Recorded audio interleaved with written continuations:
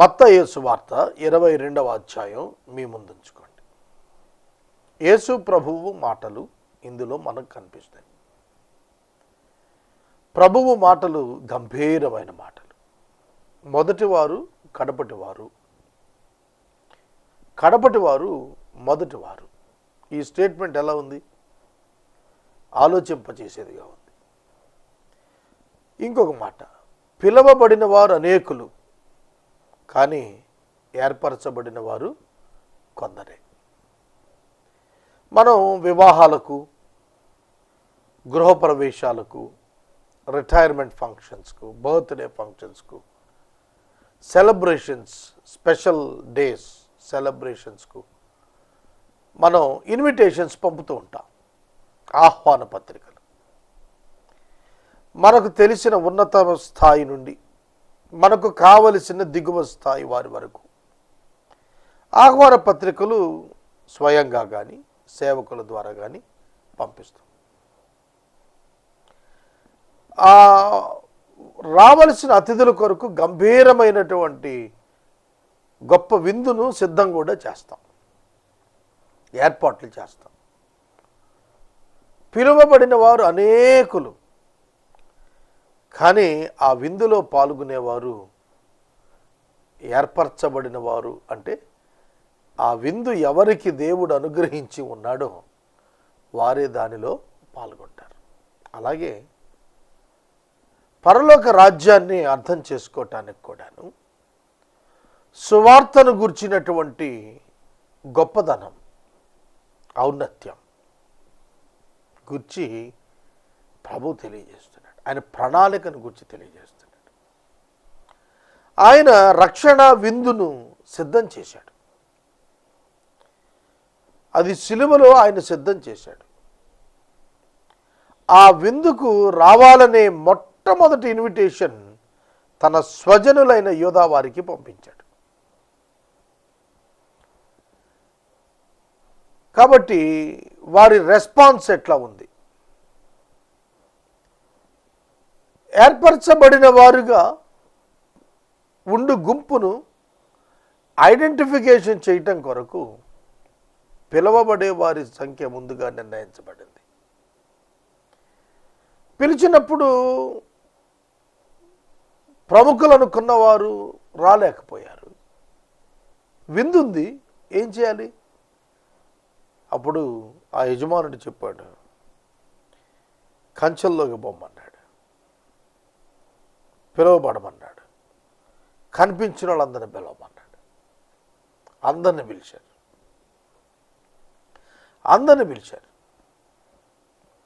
అంటే ఏర్పరచబడిన గుంపులోనికి రావటానికి పిలువబడిన వారందరూ ఇష్టపడలేదు.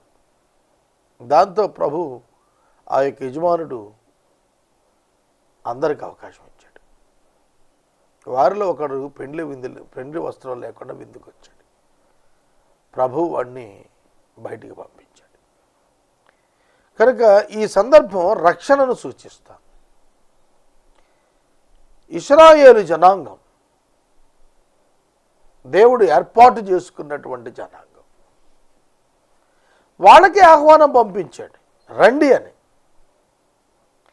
కానీ వాళ్ళు they refuse to accept Jesus Christ.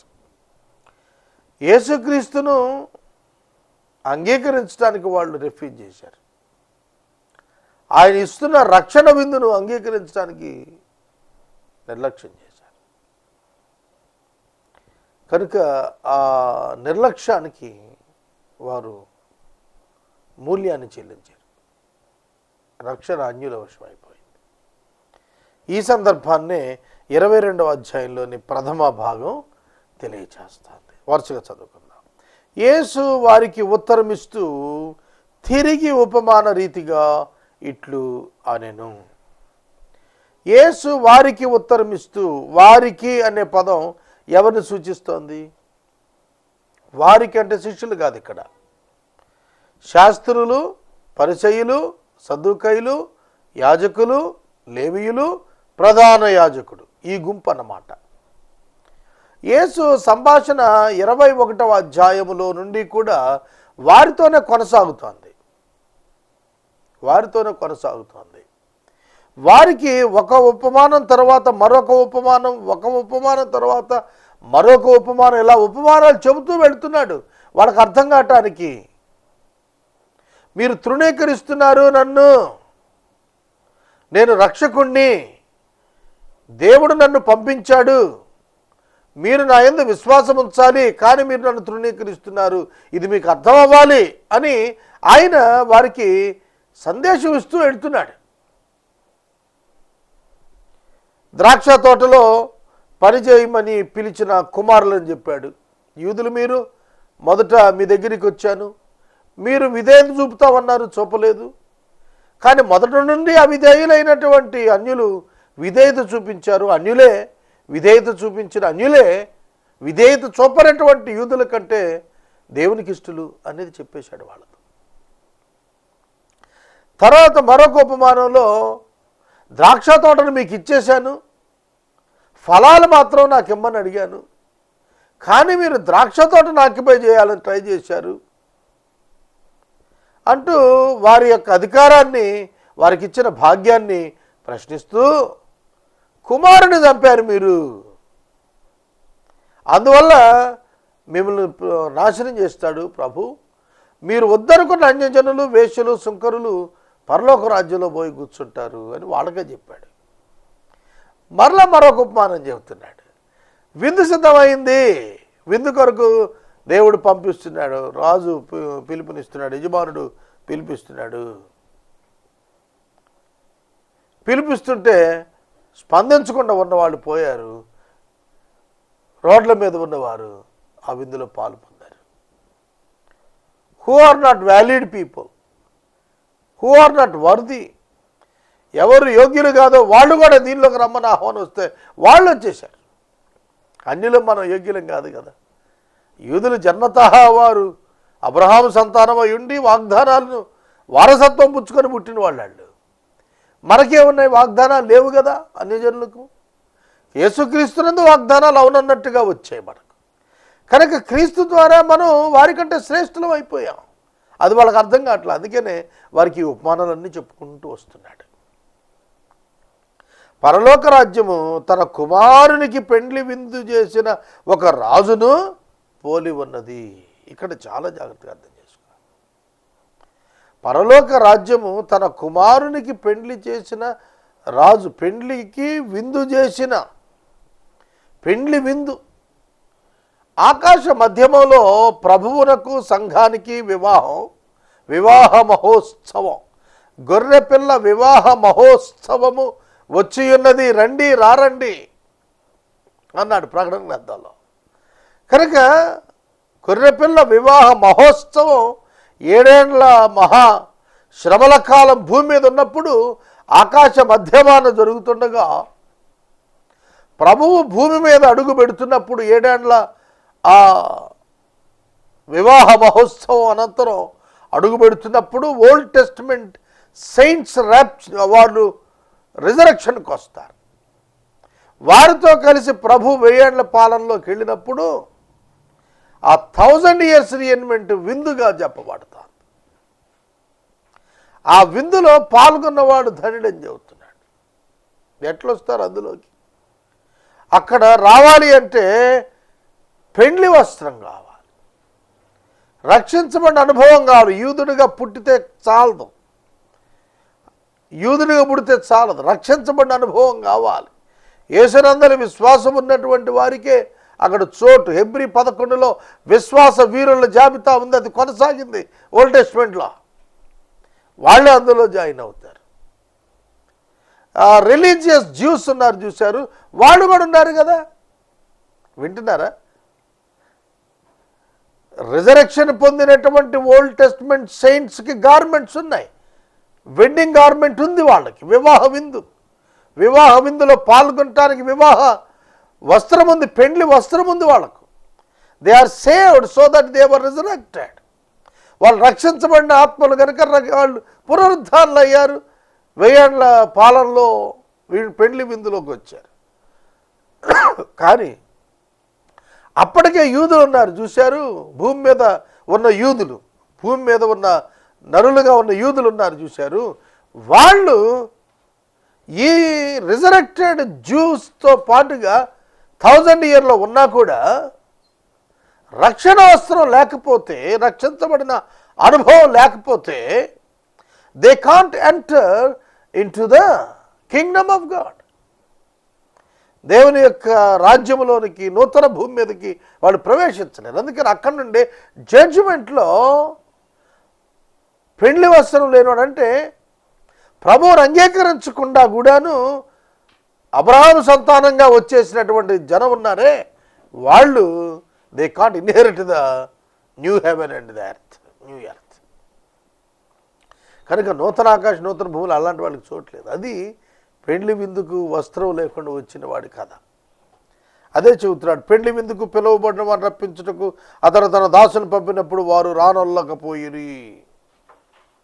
తన దాసులను, దాసులు అనేటువంటి పదం ఇశ్రాయేలీలకు వర్తిస్తుంది. దాసులు అనే పదం, కుమారులు అనేటువంటి పదం చర్చ్, సంఘానికి వర్తిస్తుంది. ఓల్డ్ టెస్ట్మెంట్లో దాసులము దాసులము దాసులము అని అన్నారు వాళ్ళు. ఎందుకంటే ధర్మశాస్త్రం ఉనికిలో ఉన్న కాలంలో వాళ్ళు తమను దాసులుగానే చెప్పుకున్నారు, దేవునికి దాసులు అనే. కానీ న్యూ టెస్ట్మెంట్లోకి వచ్చేటప్పటికి మనం we are the sons of God, దేవుని కుమారులం అయిపోయాం యేసుక్రీస్తునందు. కనుక ఇప్పటికీ కూడాను యూదులు మరియు బైబిల్ని అంగీకరించినటువంటి వ్యక్తులు అనేకులు ఏమని చెబుతారు తెలుసా? తమను తాము దాసులుగానే చెప్పుకుంటారు. మేము యెహోవాకు దాసులము అనే చెబుతారు తప్ప కుమారులం అని చెప్పరు. కుమారులను చెప్పుకునే ఘనత ఒక్క యేసయ్య సంఘానికే దక్కింది. విశ్వసించిన వారికి కుమారులు అవటానికి దేవుడి అధికారాన్ని ఇచ్చినట్టుగా యోహాను సువార్త 1వ అధ్యాయం 12-14 వచనాల్లో రాశాడు. తన్నందరూ అంగీకరించిరో వారందరికీ తన కుమారులు ఒకటకు ఆయన అధికారాన్ని అనుగ్రహించాడు. పాస్ట్ టెన్స్, అనుగ్రహించాడు అయిపోయింది. ఇక మనం కుమారత్వం పొందటమే. చర్చ్ కుమారులు అని పిలువబడుతుంది. కానీ ఓల్డ్ టెస్ట్మెంట్ సెయింట్స్ వచ్చేటప్పటికి దాసులు అనే ప్రకటన చేసుకున్నారు. సోదరుడా, సోదరి, కనుక తన దాసులను పిలుచుటకు అన్నప్పుడు ఇది యూదులకు పంపిన ఇన్విటేషన్గా మనం చూడాలి. వారు రానొల్లకపోయిరి. కుమారుని యొక్క వివాహము, కుమారుని యొక్క విందు క్రీస్తు యొక్క పాలనను సూచిస్తోంది. కనుక ఆయన అధికారం కిందకు రమ్మని పిలువగా వారు రానొల్లకపోయిరి అని అర్థం చేసుకోవాలా, ఆయన అధికారం కిందకు రాని వాళ్ళందరినీ ఆయన 2వ రాకడలో సంహరిస్తాడు. ఆయన అధికారం కిందకు వచ్చినాడే 1000 ఏళ్ల పాలనలో ఉంటాడు. ఆయన సర్వాధికారి అయిన రాజుగా, ప్రభువుగా ఉండి లోకాన్ని ఒక్కడే పరిపాలించబోతున్నాడు. ఈ సత్యం మనం గుర్తెరగాలి. తన దాసును పిలిచినప్పుడు వారు రానొల్లకపోయిరు. కాగా అతడు, ఇదిగో నా విందు సిద్ధం చేసి ఉంచాను, ఎద్దులను క్రొవ్విన పశువులను వధించబడినవి, అంతయో సిద్ధముగా ఉన్నది, పెండ్లి విందుకు రండని పిలువబడిన వారితో చెప్పుడని వేరే దాసులను పంపెను గాని వారు లక్ష్యము చేయక ఒకడు పొలమునకును మరొకడు వర్తకమునకును వెళ్ళిరి. తక్కిన వారు అతని దాసులను పట్టుకొని అవమానపరిచి చంపిరి. చూస్తున్నారా యూదుల యొక్క దుస్థితి? చూస్తున్నారా? ఆనాడు యూదా జనాంగం ఏం చేశారు? యేసు ప్రభువు ఉన్న దినాల్లో యేసుక్రీస్తు ప్రభువు వచ్చి అంగీకరించడానికి వారికి అవకాశం ఇస్తే వారు పొలమునకు వర్తకమునకు వెళ్ళిరి. వారు పొలానికి పోయారు, వర్తకానికి వెళ్ళిపోయారు. దాసులు వచ్చి చెబుతున్నారు, ప్రవక్తలు వచ్చి చెబుతున్నారు. మరొక దాసుని తీసుకొచ్చి చెబుతుంటే ఎవడు పట్టించుకోవట్లేదు. ప్రవక్తలందరూ వచ్చి చెప్పారు, మోషే మొదలుకొని ప్రవక్తలందరూ చెప్పారు ప్రభువైన యేసుక్రీస్తు వస్తాడని.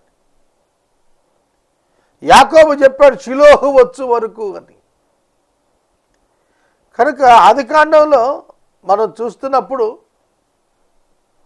అలాగే సంఖ్యాకాండంలో మనం చూస్తున్నప్పుడు మోషే ప్రజలకు ఇచ్చింది ఆదికాండంలో 49-50లో యాకోబు తన కుమారులకు ఇచ్చినవి, వీటన్నింట యేసు వస్తాడనేటువంటిది స్పష్టంగా పితరులు చెబుతూ వచ్చారు. యోసేపు కూడా చెప్పాడు, దేవుడు మిమ్మల్ని జ్ఞాపకం చేసుకొని వెనక్కి తీసుకొస్తాడు, మీరు మళ్ళా కనానుకు వెళ్తారనేది చెప్పాడు. ఎక్కడి నుండి అబ్రహాము యొక్క సంతానం ఐగుప్తుకు వచ్చారో మళ్ళా ఆ కనానుకు పోతారనేది ముందస్తుగానే యాకోబు యోసేపులు తన జనాంగానికి చెప్పారండి. యేసుక్రీస్తు యొక్క రాకను గుర్చిన ప్రవచనాలు ప్రవక్తలు చెప్పారు, రాజులు చెప్పారు, కానీ ఎవడు నమ్మలేదు. ఆయన జన్మస్థలం మొదలుకొని, ఆయన జీవితం మొదలుకొని, ఆయన నివాస స్థలం మొదలుకొని, అనేక అద్భుతాలు ఆయన చేసే విషయాలను మొదలుకొని అన్నీ చెప్పారు. ఆయన మరణం గురించి కూడా చెప్పారు, ఆయన పునరుద్ధానం గురించి చెప్పారు. కానీ యూదులు నమ్మలేదు, ఇప్పటికీ నమ్మటం లేదు. అప్పుడు నమ్మలేదు, ఎప్పుడు నమ్మలేదు, ఇప్పుడు నమ్మటం లేదు. మరి ముందు నమ్ముతారా లేదా అనేది, నమ్మరనేది కొందరి విషయంలో సత్యమని వాక్యం చెబుతాను. కాబట్టి రాజు కోపంతో తన దండ్లను పంపి నరహంతకులను సంహరించి ఆ పట్టణం తగలబెట్టించాడు. ప్రభు తిరిగి వచ్చినప్పుడు జరిగేది అదే. ఆయన మీద విశ్వాసం ఉంచిన వారందరిని దండ్లను పంపి ప్రభు యొక్క సైన్యముతో ఆయన దిగి వచ్చినప్పుడు ప్రక్షాళన చేసి పారేస్తాడు.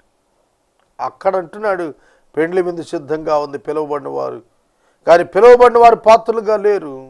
రాజమార్గాలకు పోయి మీకు కనబడి వారందరినీ పెండ్లి విందుకు పిలవండని తన దాసులతో చెప్పాను. కనుక పెండ్లి విందుకు పిలిచినప్పుడు యూదులు రాకపోయినందున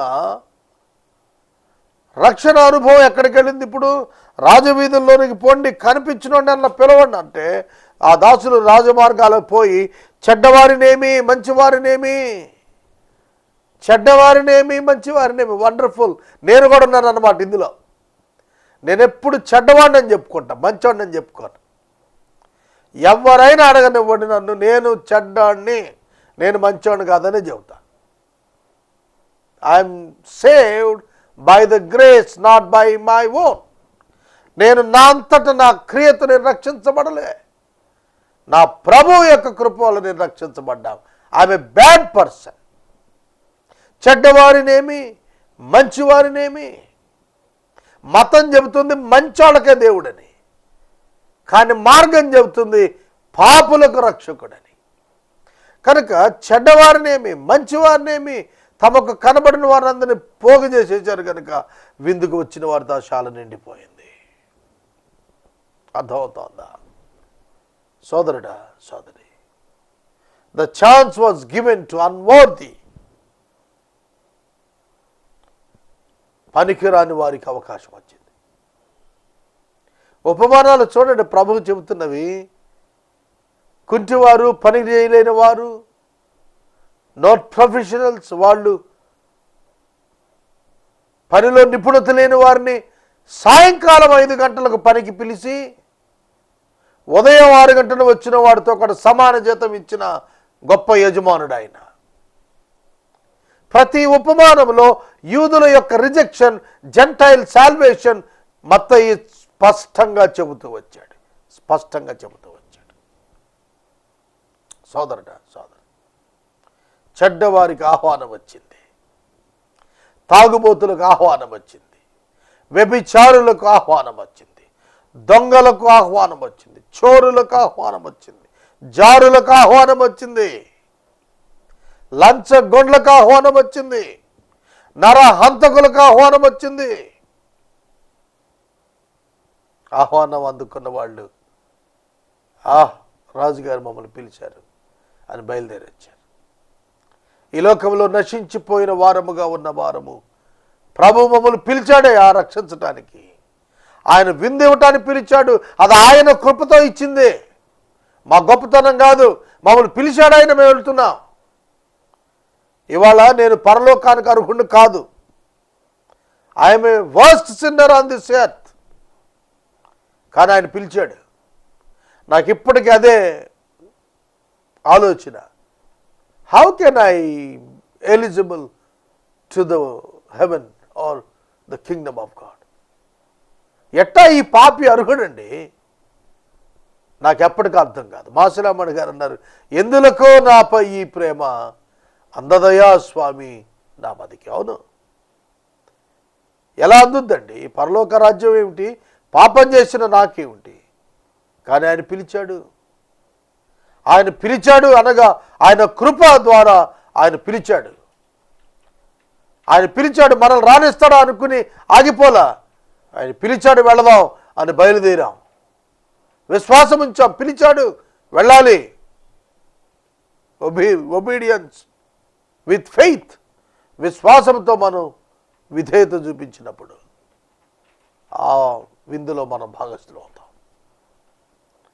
ఆ విందులో భాగస్థులు అవుతాం. రాజు కూర్చున్న వారిని చూడటానికి లోపలికి వచ్చాడు. అక్కడ పిండి వస్త్రం లేకుండా ఒకడు కూర్చున్నాడు. వాడిని పిలిచాడు, స్నేహితుడా అంటే ముందే తెలుసు అనమాట ఆయనకి. అంటే యూదుడై ఉంటాడు, యూదుల్లో అన్బిలీవర్ అయి ఉంటాడు. అందుకే అంటున్నాడు, పెళ్లి వస్త్రం లేక ఎక్కడికి ఎలా వచ్చావు అని అడుగ్గా వాడు మౌనంగా ఉన్నాడు. అంటే వాడికి తెలుసు, స్నేహితుడు అయ్యుండి పెండ్లి వస్త్రం అవసరం అని తెలిసి వస్త్రం లేకుండా విందులో వచ్చి కూర్చున్నాడు. ఆ మావాడే కదా అని చాలామంది అనుకుంటారు. మావాడే కదా, మావాడు అడిగితే పని అవుతుందా? దేవుడిని తప్పుకుంటుందా? God never compromises. దేవుడు ఎన్నడూ కూడా రాజీ పడ్డాడండి. కనుక మంచోళ్ళు చెడ్డోళ్ళు అని వాళ్ళు పోగేసినాడు. వాళ్ళకి పెండ్లి వస్త్రం ఇచ్చి లోపల తీసుకొచ్చాడు. చెడ్డ వాళ్ళకు రక్షణ ఇచ్చి పరిశుద్ధులుగా తీర్చి లోపలికి తీసుకొచ్చాడు. కానీ యేసుని అంగీకరించకుండా, విశ్వాసం లేకుండా, నీతిమంతుడు కాకుండా ఆ పెళ్లి విందులో పాల్గొనాలనేటువంటి పరిపాలనలోకి రావాలనుకునేవాడు రాలేడు. అంతటి రాజు వీడి కాళ్ళు చేతులు కట్టి వెలుపల చీకట్లో దోసేయండి. అక్కడ ఏడ్పు పండ్లు కొరుకుతూ ఉండే పరిచారకులతో చెప్పండి. ఇది పాతాళాన్ని సూచిస్తారు. ఇది పాతాళాన్ని సూచిస్తోంది. ఈ మాట పాతాళాన్ని సూచిస్తోంది. కాబట్టి ఇక్కడ మనం చూస్తున్నప్పుడు పాతాళమును వాడు పడవేయబడుట, కాళ్ళు చేతులు కట్టి చీకటిలోనికి త్రోసివేయబడుటను సూచిస్తుంది. ఏడ్పు పండ్లు కొరుకుతూ ఉంటుంది. అక్కడ అగ్నిగుండములో పారవేయమంటున్నాడు.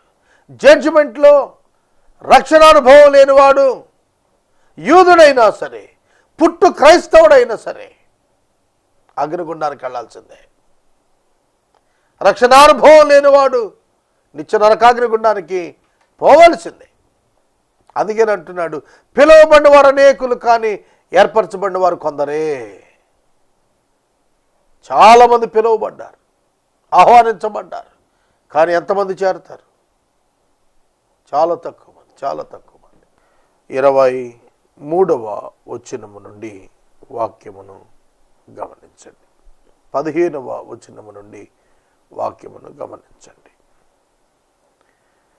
యేసుక్రీస్తు ప్రభువు 3.5 సంవత్సరాల పరిచర్య కాలంలో అతి ఎక్కువ వ్యతిరేకత ఎదుర్కొన్నది పరిసయ్యుల నుండి, సద్దూకయ్యుల నుండి, శాస్త్రుల నుండి, యాజకుల నుండి, ప్రధాన యాజకుల నుండి. ఎందుకు వారు మాత్రమే యేసు ప్రభువు మీద అంతటి వ్యతిరేకత కనపరిచారు? కారణం ఒక్కటే, యేసు చేస్తున్న పని ప్రధాన యాజకుడు చేసేటువంటి పని. ప్రధాన యాజకులు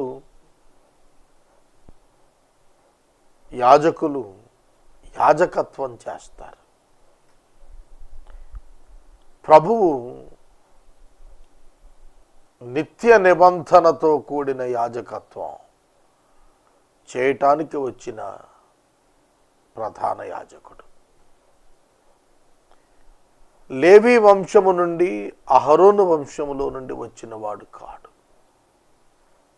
పరలోకము నుండి దేవుని చేత నియమించబడిన వాడై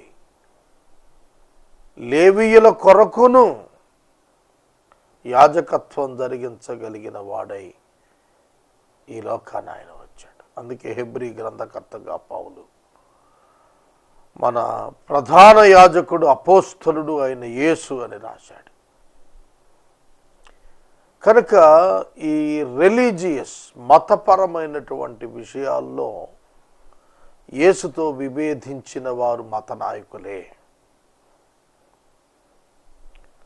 కనుక ఈ మత నాయకులు యేసును వెంటాడుతూనే ఉన్నారు. పరిసయ్యులు అంటే అధిక నీతిమంతులు.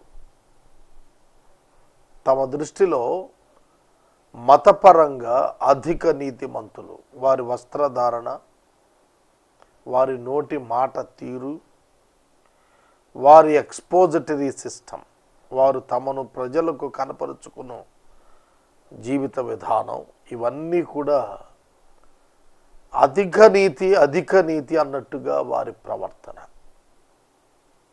అటువంటి పరిసయ్యులు యేసునద్దకు వచ్చి తమ మాటలతో ఆయనను చిక్కుపరచాలి, ఇబ్బంది పాలు చేయాలి అని తలంచి వచ్చారు. వారు అప్పటికీ యేసు ఎవరో తెలుసుకోకుండానే ఉన్నారు.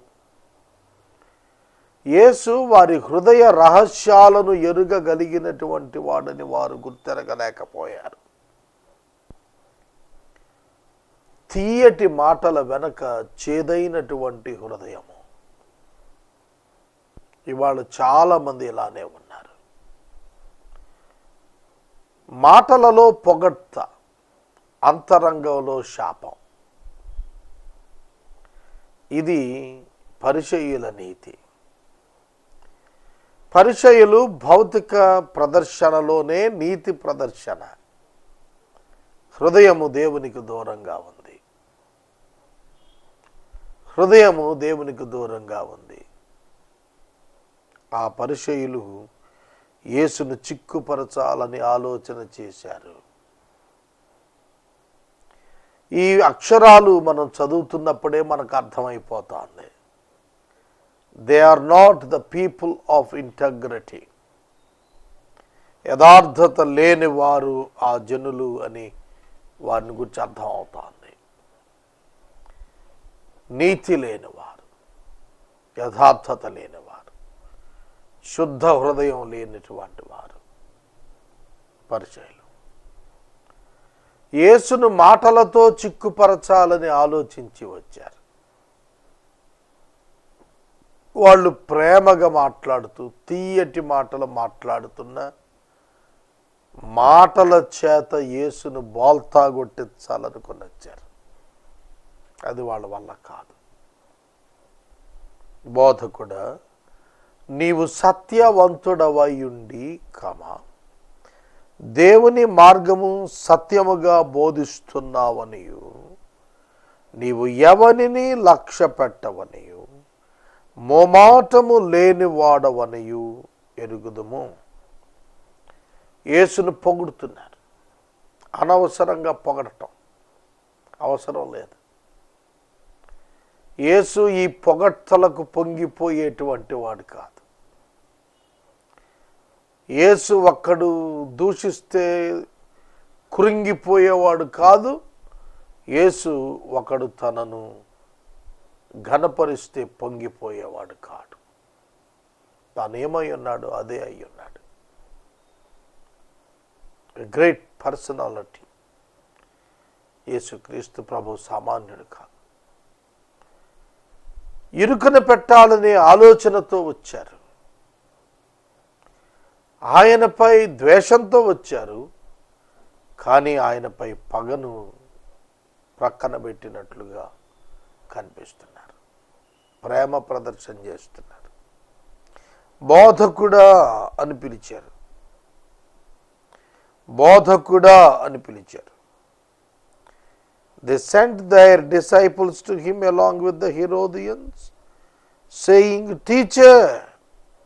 చూడండి, ఇంగ్లీష్ బైబిల్కి తెలుగు బైబిల్కి అంత వ్యత్యాసము. పరిసయ్యులు తమ శిష్యులను పంపినట్టుగా ఇంగ్లీష్ బైబిల్లో ఉంది.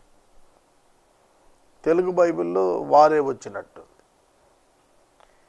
కనుక they sent their disciples to him along with the Herodians. ఈ మాట ఇందులో లేదు. పరిసయ్యులు వెళ్ళారు, చిక్కుపరచాలని ఆలోచన కలిగి మాట్లాడుతున్నారు అన్నారు. కానీ ఇందులో హెరోదీయులు ఈ మాటలో పై వచనంలో పరిసయ్యులు హేరోదియను పంపినట్టుగా లేదు. 17వ వచనంలో ఆ మాట ఉంది. కనుక ఇదంతా కూడా ఒక కుట్రపూరితమైనటువంటిదిగా కనిపిస్తుంది. హేరోదియులతో కూడా శిష్యులను ఆయన యొద్దకు పంపించారు. పై మాటలో 15-16లో చూస్తే పరిసయ్యులే ఆయనతో చిక్కుపరచాలని ఆలోచన కలిగి ఉన్నట్టుగా కనిపిస్తుంది. ఆలోచన చేసిన వారు పరిసయ్యులు, ఆయన యొద్దకు వచ్చి మాట్లాడటానికి ప్రయత్నిస్తున్నవారు ఆయన శిష్యులు, పరిసయ్యుల శిష్యులు. ఆయన్ను పొగుడుతున్నాడు. సత్యవంతుడు అయి ఉన్నావు, దేవుని మార్గం సత్యంగా బోధించేస్తున్నావు, నువ్వు ఎవరిని లక్ష్య పెట్టవు, నీకు మొహమాటం లేదు. ఈ మాటలన్నీ కూడా పాజిటివ్గా మాట్లాడుతున్నాయి. అంటే యేసుతో ముఖాముఖి పోట్లాటకు రాలేదండి. యేసును పొగుడుతూనే యేసుని ఇబ్బంది పెట్టాలి. ఇవాళ కొందరు నైజం ఈ విధంగానే ఉంది. ప్రక్కన తిరుగుతూనే పొగబెట్టినట్టు. దానికి ఇక్కడ మనం చూస్తున్నాం. నీకేమి తోస్తోంది బోధకుడు? కైసరుకు పన్నిచ్చుట న్యాయమా కాదా? మాతో చెప్పమని అడుగుటకు హేరోదీయులతో కూడా తమ శిష్యులు ఆయన యొద్దకు పంపారు. కైసరు చక్రవర్తి, కైసర్ ఔగుస్తు చక్రవర్తి. ఈ కైసరుకు పన్నివ్వటం న్యాయమా కాదా? ఇరుకుని పెట్టాలా? ఎట్లా ఇరుకుని పడతాడు? యేసు ప్రభు స్వతంత్రుడు. ఆయన పన్ను ఇవ్వవద్దని చెప్పాడు అనుకోండి, దేశద్రోహం కింద కైసరు చక్రవర్తిని ఆపరేట్ చేయించి శిక్ష వేయిస్తారు. ఒకవేళ కైసరుకు పన్ను ఇవ్వమనేది చెబుతున్నాడు అనుకోండి, ప్రజల దగ్గరికి వెళ్ళి బోధకుడు మనలను కైసరుకు పన్ను చెల్లించమని చెబుతున్నాడు అని అల్లరి చేస్తారు. రెండు వైపులా పదునైనటువంటి ఆలోచనలతో ఉన్నారు వాళ్ళు. యేసు వారి కృత్రిమ తత్వాన్ని ఎరిగినవాడు. వారికి తగిన జవాబే చెప్పాడు. ఇవ్వద్దు అని చెబుతాడేమో, ఇరుకుని పెడదాం. ఇమ్మని చెబితే కూడా ఇరుకుని పెడదాం. అది వాళ్ళ తత్వం. అవునన్నా తంట, కాదన్నా తంట అంటారు చూశారు. అట్లాంటి ప్రశ్న సంధించారు. ఆ ప్రశ్న ఏమిటండి? కైసరుకు పన్నిచ్చుట న్యాయమా కాదా? ఇవాళ ట్యాక్స్ పేమెంట్ గురించి రకరకాలైనటువంటి మాటలు మనం వింటూ ఉంటాం. Tax payment, income tax payment are different taxes payment. చాలామంది క్రైస్తవులు పన్ను ఎగవేతదారులుగా ఉన్నారు. ఆదాయ పన్ను, తమ ఆదాయము నాకు పన్ను చెల్లించబద్ధుడై ఉన్నాడు క్రైస్తవుడు. పరిమితిని మించిన ఆదాయం కలిగిన వాడు దానికి నిర్ణయించబడిన పన్నును ప్రభుత్వానికి చెల్లించాలి. ఇది నియమం. ఆనాడే కాదు, ఈనాడు కూడా అది నియమమే. అందుకనే ఇక్కడ రాస్తున్నాడు, కైసరుకు పన్ను ఇవ్వటం న్యాయమా కాదా? ప్రశ్న న్యాయమా కాదా? You decide. నువ్వు చెప్పు, నీ అభిప్రాయం చెప్పు, దాన్ని బట్టి మేము మాట్లాడతాం. దానికి యేసు ప్రభు ఇచ్చిన జవాబు, యేసు వారి చెడుతనము ఎరిగి, అండర్లైన్ చేసుకోండి, యేసు వారి చెడుతనము ఏం చేశాడట? ఎరిగి జవాబు చెబుతున్నాడు. ఎంత గొప్ప దేవుడు అండి మన దేవుడు. యేసుకు సమస్తం తెలుసు, నీ హృదయం తెలుసు. యేసే పరిష్కారం 16 సంవత్సరాలుగా మనం కొనసాగించుకుంటున్నాం. He knows the heart of myself. నా హృదయం ఆయనకు తెలుసు, దాని యందున్నది ఏమిటో ఆయనకు తెలుసు. ఆయన కొనసాగిస్తున్నాడు. ఆయన వాక్యము చెబుతున్నది, ఆయన తన శిష్యులను వారి యొద్ద వారి శిష్యులను, వారి చెడుతనాన్ని ఆయన గుర్తెరిగి, వేషధారులారా నన్ను ఎందుకు శోధిస్తున్నారు? చాలా స్ట్రైట్గా మాట్లాడతాడు ప్రభు.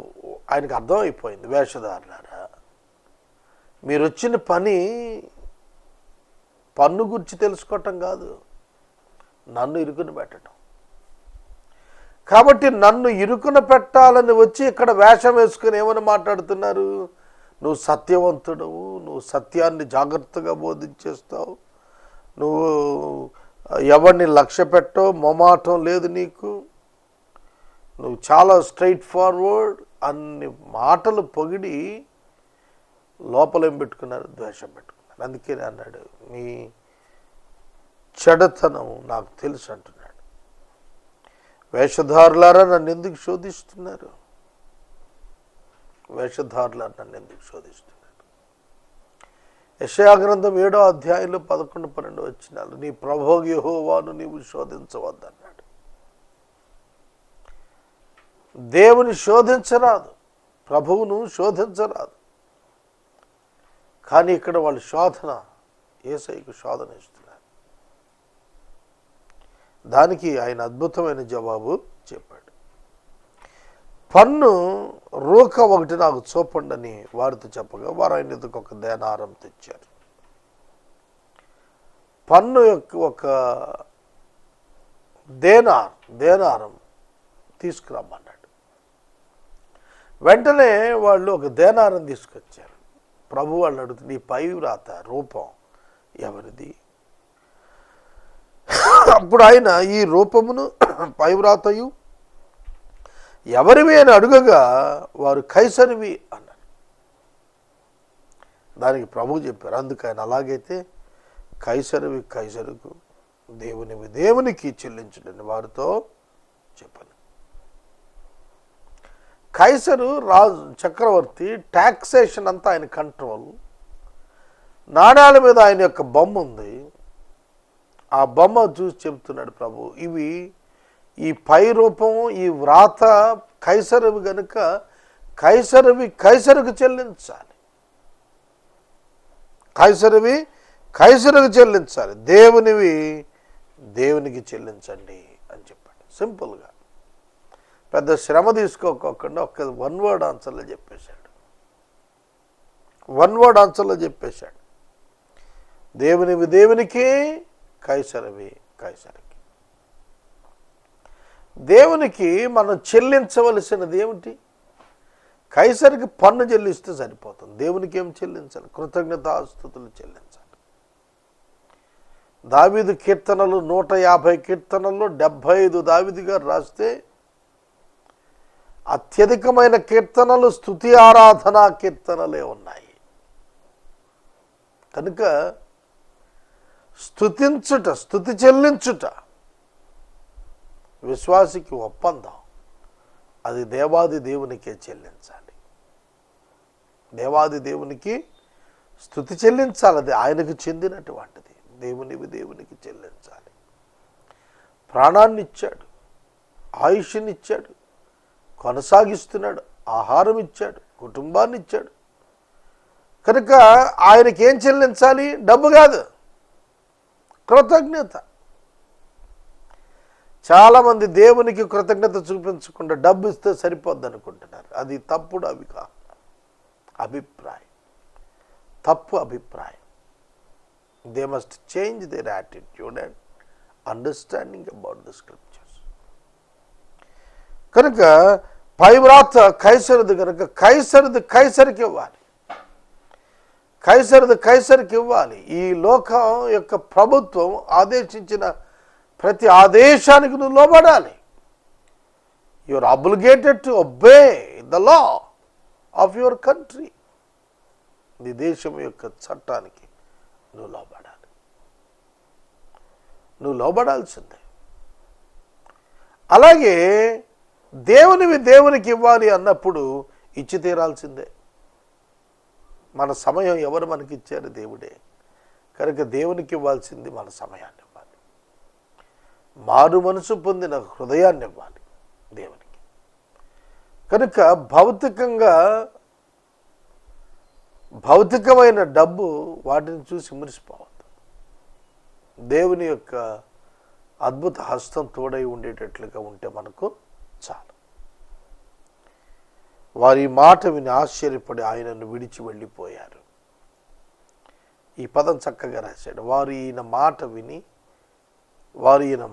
విని ఆశ్చర్యపడి ఆయనను విడిచి వెళ్ళారు. ఇంగ్లీష్ బైబిల్లో బ్యూటిఫుల్ మాట రాశాడు. When they heard it they marvelled. వాళ్ళు ఆశ్చర్యపడ్డారన్నాన్ని మార్వలెస్ అనే పదం, దే మార్వల్డ్ అనే పదం వాడాడు. కనుక దేవుని యొక్క వాక్యంలో యేసు మాటలు విన్న పరిసయ్యుల యొక్క బృందం ఉందే, వాళ్ళు అబ్బురపడ్డారు, ఆశ్చర్యపడ్డారు. దేవాది దేవుని యొక్క కార్యం, ఆయన జ్ఞానాన వారికి కనబడుతోంది తేటగా. దేవుని యొక్క అద్భుత హస్తం ప్రభువుతో కనిపిస్తోంది అక్కడ వారికి. అందుకే వాళ్ళు సంబరపడ్డారు. ఆయనను విడిచి వెళ్ళిపోయారు. శోధించలేమికి అని చెప్పి వెళ్ళిపోయారు. సాతాను సిగ్గులేనివాడు, శోధకుడు వాడే. మనుషులను శోధన చేత పాపములో కూర్చి నరకాగ్నికి పంపాలనేది వాడి ప్రణాళిక. కానీ ప్రభు అయితే తన సొంత కుమారుని లోకాన్ని పంపి ఆయన కుమారుని ద్వారా మనలను రక్షించి ఆయనకు నమ్మకస్తులుగా ఉండేటట్లుగా చేయటానికి ఆయన సిద్ధంగా ఉన్నాడు. సోదరి, దేవుని మార్గం సత్యంగా బోధిస్తున్నావంటూ పొగుడుతూనే వాళ్ళు చెప్పాలనుకున్నది చెప్పేశారు. ఎందుకంటే వారిని పంపించింది ఎవరు? పరిసయ్యులు పంపించారు. పరిసయ్యులు పంపగా వచ్చారు కనుక వారు తిరిగి పరిసయ్యుల దగ్గరికి వెళ్ళి చెప్పుకోవాలి. ఏం చెప్పాడు? They need to go back and tell the Pharisees about the answer of Jesus Christ for the questions. ప్రశ్నలకు జవాబు ఏమైతే యేసు ఇచ్చాడో దాన్ని తీసుకుని వెళ్ళి ఆ నాయకులకు చెప్పాల్సిన బాధ్యత వారి మీదే ఉన్నది. కాబట్టి వాళ్ళు ఆశ్చర్యపడి ఆయన వదిలిపెట్టి పరిసయ్యుల దగ్గరికి వెళ్ళారు. యేసు యొక్క మాటల్లో గంభీరమైనటువంటి అర్థం ఉన్నది. దేవుడు మనకిచ్చిన వాటిని బట్టి మనము దేవునికి కృతజ్ఞతాస్తుతులు చెల్లించాలి. ఆయన ఇచ్చిన జ్ఞానము, ఆయన ఇచ్చిన ఆరోగ్యము, ఆయన ఇచ్చిన కుటుంబము, ఆయన ఇచ్చిన పరిచర్య, వీటన్నింటిని బట్టి దేవునికి కృతజ్ఞతాస్తుతులు మనం చెల్లించాలి. ఆయనకు చెల్లించవలసినవి ఆయనకే చెల్లించాలి. ఆయన మహిమపరచాలి, ఆయనకే మహిమ అందించాలి, మరి ఎవరికి కాదు. యేసును వశపరుచుకునటానికి వాళ్ళు చేసిన ప్రయత్నాలు వ్యర్థమైపోయాయి. వాళ్ళ జ్ఞానంతో వారు వేసిన ప్రణాళికలు, కుట్రలు భంగమైపోయాయి. తర్వాత 23వ వచనంలో సద్దూకయ్యులు ఆ దినమున ఆయన యొద్దకు వచ్చారు. 15వ వచనంలో పరిసయ్యులు పనులను పంపారు. 23వ వచనంలోకి వచ్చేటప్పటికి ప్రభు దగ్గరికి సద్దూకయ్యులు స్వయంగా వచ్చారు.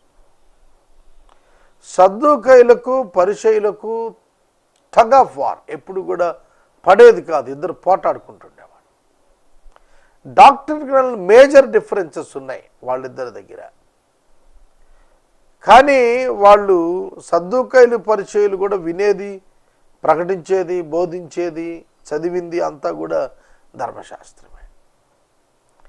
కానీ ధర్మశాస్త్రమునకు సంపూర్తి అయిన యేసుక్రీస్తు ఉన్నాడని వారిలో ఎవరు గ్రహించారు? గ్రహించలేకపోయారు. సద్దూకయ్యులు గ్రహించలేకపోయారు, పరిసయ్యులు కూడా గ్రహించలేకపోయారు. కాబట్టి పునరుద్ధానము లేదని చెప్పే సద్దూకయ్యులు, పునరుద్ధానం ఉందని చెప్పేటువంటి పరిసయ్యులు రిజరెక్షన్ నమ్ముతారు, సద్దూకయ్యులు రిజరెక్షన్ నమ్మరు. కనుక ఈ నమ్మని వారు ఆయన ఎందుకు ఆ దినాన వచ్చారు. బోధకుడా, ఒకడు పిల్లలు లేక చనిపోయిన ఎడల అతని సహోదరుడు అతని భార్యను పెండ్లి చేసుకుని తన సహోదరునికి సంతానం కలుగు చేయాలని మోషే సెలవిచ్చాడు. మాలో 7 సహోదరులు ఉన్నారు. మొదటివాడు పెండ్లి చేసుకుని చనిపోయాడు. అతనికి సంతానం లేనందున అతని సోదరుడు అతని భార్యను తీసుకున్నాడు. 2వవాడు 3వవాడు 7వవాడు వరకు అలాగే వాళ్ళు జరిగించి చనిపోయారు. అందరి వెనుక ఆ స్త్రీయు చనిపోయింది. పునరుద్ధానమందు ఈ 7 ఆమె ఎవరికి భార్యగా ఉంటుంది? ఆమె వీరందరికీ భార్యగా ఉంటుందా అని ఆయనను అడిగారు. ఇక్కడ సద్దూకయ్యులు కూడా ఒక లిటిగెంట్ అండ్ క్రిటికల్ క్వశ్చన్ ప్రభువును సంధిస్తున్నారు. ఏమిటట సంధిస్తోంది? బోధకుడా, ఒకడు పిల్లలు లేక చనిపోయాడు. అతని సోదరుడు ఆమెను వివాహం చేసుకుని సంతానం కనాలనుకున్నాడు. మాలో 7 సహోదరులు ఉన్నాడు. మొదటోడు చనిపోయాడు. అతని భార్య లేనిది అతని సహోదరుడు అతని భార్యను తీసుకున్నాడు.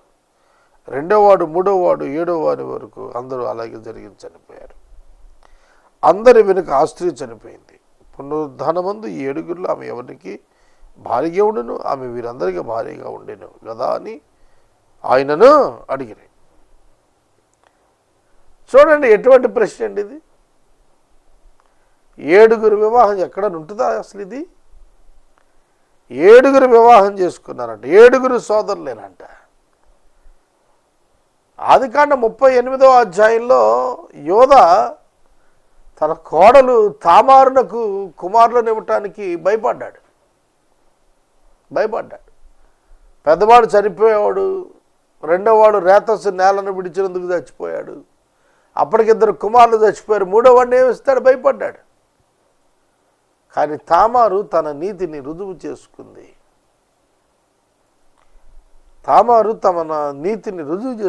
అది యూదా కూడా ఒప్పుకొని ఆమెను ప్రస్తుతించాడు. ఇక్కడ అలాగా 7 చనిపోయారు. ఆ స్త్రీ చచ్చిపోయింది. పునరుద్ధానంలో ఈవిడ ఎవరి భార్యగా చెప్పబడుతుంది? తలలేని ప్రశ్న ఇది. కానీ దానికి ప్రభు జవాబు చెప్పాడు. అందుకు యేసు, లేఖనాలను కానీ దేవుని శక్తిని కానీ మీరు ఎందుకు పొరబడుతున్నారు? పునరుద్ధానమందు ఎవరూ పెండ్లి చేసుకోరు, పెండ్లికి ఇవ్వబడరు. పరలోకమందున్న దూతల వలె ఉంటారు. మృతుల పునరుద్ధానాన్ని గురించి నేను అబ్రహాము దేవుడు, ఇస్సాకు దేవుడు, యాకోబు దేవుడు అని దేవుడు మీతో చెప్పిన మాట మీరు చదవలేదా? ఆయన సజీవులకే దేవుడు కానీ మృతులకు దేవుడు కాదని వారితో చెప్పాను. జనులది విని ఆయన బాధకు ఆశ్చర్యపడరి. ఇక్కడ కూడా ప్రభువు చెబుతుంది ఏమిటంటే, పునరుద్ధానములో దేవదూతల వలె ఉంటారు. అక్కడ ఎవరికి భార్యగా భర్తగా ఉండరు. కనుక ఆ వింతైన విచిత్ర స్థితిని అర్థం చేసుకోకుండా ధర్మశాస్త్ర బోధకులు ఇలా మాట్లాడుతుంటే ఇక సామాన్యుని యొక్క గతి అక్కడ. ఆయన సజీవులకు దేవుడు, మృతులకు దేవుడు కాడు. యేసు ఇచ్చిన సాక్ష్యంగా పేరు. సోదరుడా, సోదరి, మా కాన్సెప్ట్ అండ్ అవర్ క్వశ్చన్ ఏమిటంటే, పునరుద్ధానంలో ఈమె ఎవరి భార్యగా ఉంటుంది? 7 భర్తలు కదా, ఎవరికి భార్యగా ఉంటుంది? దానికి యేసుక్రీస్తు ప్రభు జవాబిస్తున్నారు. అందుకు యేసు, లేఖనములను గాని దేవుని శక్తిని గాని ఎరుగక మీరు పొరపాటు పడుతున్నారు. But Jesus answered them, you are wrong, because you know neither the scriptures nor the power of God, for in the resurrection they neither marry nor are given in marriage. వివాహమునకు ఇవ్వబడరు, వివాహము చేసుకొనరు అన్నప్పుడు పురుషుడు, ఇవ్వబడరు అన్నప్పుడు స్త్రీ. వివాహమునకు ఇవ్వబడరు, చేసుకొనబడరు. పునరుద్ధానం అనంతరం ఏం జరుగుతుందో చెప్పాడు. వారు దేవదూతలలా ఉంటారన్నాడు. దేవదూతలకు సెక్షువల్ రిలేషన్షిప్ లేదు, రీప్రొడక్షన్ లేదు. దేవదూతలు గర్భం ధరించి మరొక బుల్లి దేవదూతను కంటం లేదు. దేవుడు దేవదూతల సంఖ్య నిర్మించినప్పుడు అదే సంఖ్య ఇప్పటికీ ఉంది. అందులో పెరుగుదల లేదు, తగ్గటం లేదు. మనుషులు అలా కాదు. దేవుడు ఏదైనా మనం ఆదాము అవ్వం చేశాడు. ఇవాళ 850 కోట్ల మంది ప్రజలు ఉన్నారు భూమి మీద. ఇంకెన్ని కోట్ల మంది చనిపోయినారు గత కాలాన. కాబట్టి వివాహము దేవదూతలకు ఎట్లా లేదో ఎగ్జాంపుల్గా చూపించాడు. దేవదూతల వలె అవుతారు, వలె ఉంటారన్నప్పుడు రిలేషన్షిప్ విషయంలో మాట్లాడాడు, మిగతా విషయాల్లో కాదు. దేవదూతల కుమారులను పిలువబడలేదు, విశ్వాసుల కుమారులను పిలువబడ్డారు. కాబట్టి ఇక్కడ ప్రభువు చెబుతున్నది, వివాహ విషయంకి వచ్చేటప్పటికి దేవదూతలకి ఎట్లా వివాహం లేదో, సెక్షువల్ రిలేషన్షిప్ లేదు అట్లా. దీనికి ఉదాహరణగా పాత నిబంధనలో యోబు భక్తుడు రాసినటువంటి మాట 19వ అధ్యాయం 27వ వచనం 25 నుంచి అద్భుతం చదువుతాను. అయితే నా విమోచకుడు అంటే యేసుక్రీస్తు అన్నమాట సజీవుడనియు అనగా మృతునంది తిరిగి లేచాడన్నమాట. తరువాత ఆయన భూమి మీద నిలుచుననియు అనగా సెకండ్ కమింగ్ అన్నమాట. నేను ఎరుగుదును. ఏమర్థం? 25 వచనంలో యేసుక్రీస్తు ప్రభువు పాప క్షమాపణ అనుగ్రహించు నిమిత్తం మృతునంది తిరిగి లేచి ఆకాశమునకు ఆరోహణుడై రెండవ రాకడలో తిరిగి వచ్చునని నేను ఎరుగుదును. యోబు చెబుతున్నాడు ఈ మాట. యోబు క్రీస్తు పూర్వం 200 సంవత్సరాలు అప్పుడున్నాడు. 200 సంవత్సరాల 2000 సంవత్సరాలు క్రీస్తు పూర్వం అంటే అబ్రహాము కాంటెంపరీగా చెబుతారు యోబుని, ఊరు పట్టణస్థుడు. కనుక ఈ యోబు భక్తుడు చెప్పిన మాట ఏమిటంటే, ఈలాగు నా చర్మము చీకిపోయిన తరువాత, అంటే నేను చనిపోయి నా చర్మము శరీరము చీకిపోయి మంటిలో మన్ను కలిసిపోయిన తరువాత నా విమోచకుడు సజీవుడు భూమి మీద నిలుస్తాడు కదా. భూమి మీద నిలిచినప్పుడు నేను శరీరంతో దేవుణ్ణి చూస్తాను. ఓల్డ్ టెస్ట్మెంట్లో కూడా యేసుక్రీస్తే దేవుడు అని చెప్పారండి. చాలామంది సత్యం గ్రహించక ఉన్నారు. నా విమోచకుడు సజీవుడు మృతునుండి తిరిగి లేచినవాడు ఆకాశమునకు ఆరోహణమై తిరిగి వచ్చినవాడు అయిన ఆ దేవుడు, ఆ దేవుణ్ణి నేను నా శరీరంతో చూస్తాను. చీకిపోయిన అంటే చనిపోయి మంటిలో పెట్టబడి చీకిపోయి మన్నైపోయిన ఈ నా శరీరం మరలా తిరిగి నేను సజీవుడనై నేను దేవుణ్ణి చూస్తాను. నా మట్టుకు నేనే చూస్తాను, ఎవరో కాదు, నేనే మైసెల్ఫ్. మరి ఎవరూ కాదు, నేనే కన్నులారా ఆయన చూస్తాను. అంటే నేను మరలా శరీరంలోకి వస్తున్నాను అని అర్థం. నాలో నా అంతరింద్రియములు కృషించి ఉన్నవి. At the time of resurrection. చూడండి, దీన్ని ఇంగ్లీష్ భాషలో రాస్తున్నప్పుడు my heart faints within me అని రాశాడు. నా అంతరింద్రియములు అన్నప్పుడు హృదయం అన్నాడు. కానీ అంతరింద్రియములు అన్నప్పుడు ఇమోషన్స్ని రగిలిస్తున్న హృదయాన్ని గురించి మాట్లాడాడు. ఇంద్రియ నిగ్రహము అన్నాడు. ఇంద్రియ నిగ్రహం అంటే భావోద్రేకాలను నియంత్రించుకునేది ఇంద్రియ నిగ్రహం.